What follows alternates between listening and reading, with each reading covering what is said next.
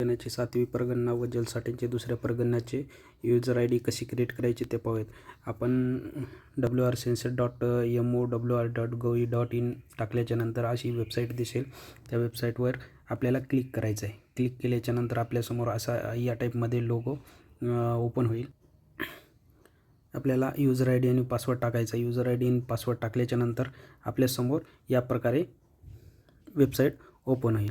इथे पाहू शकता, इथे गाव मॅप केलेले आहेत. इथे डेस्कटॉप तुम्हाला दिसेल,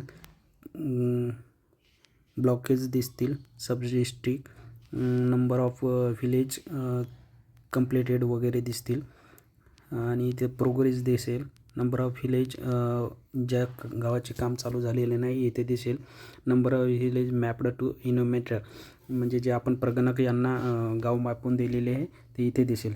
इकडे पाहू शकता 173 आहेत, इकडे 163 म्हणजे इथे 10 गाव मॅपिंग झालेले नाही.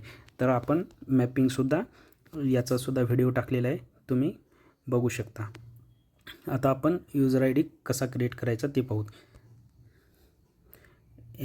इकडे आपल्याला डाव्या साईडला सेटिंग दिसते, त्या सेटिंगवर जाऊन क्लिक करायचं आहे. माय अकाउंटमध्ये क्लिक करायचं. माय अकाउंटवर क्लिक केल्याच्या नंतर इथं यूजर लिस्ट येईल. यूजर लिस्टवर ओके करायचं आहे.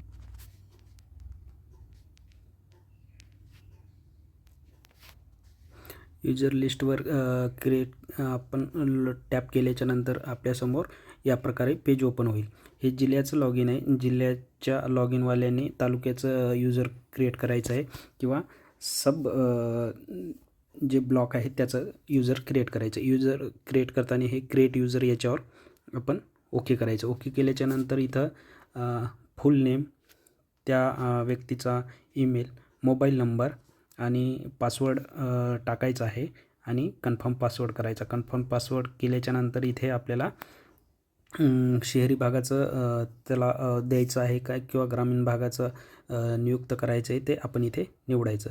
निवडल्याच्या नंतर सर्व झाल्याच्या नंतर सबमिट या बटनावर क्लिक करायचं आहे. सबमिट केल्याच्या नंतर आपल्याला इथे यूजरमध्येच इकडे यूजर लिस्ट जे आहे, यूजर व्हिलेज वार्ड मॅपिंग इथे पाहायचं आहे आपल्याला यूजर क्रिएट झाले का नाही. तर जे काही आपण रुरल वगैरे निवडले होते इथे यूजरची लिस्ट दिसेल. या प्रकारे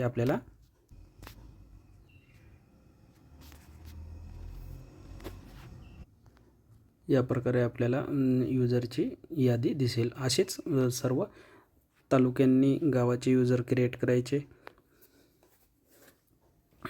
आणि सब तालुका असेल तर त्यांनी प्रगणकाचे यूजर क्रिएट करायचे आणि त्यांना गाव मॅपिंग करून द्यायचे आहे. इथे मॅन्युअलसुद्धा आहे.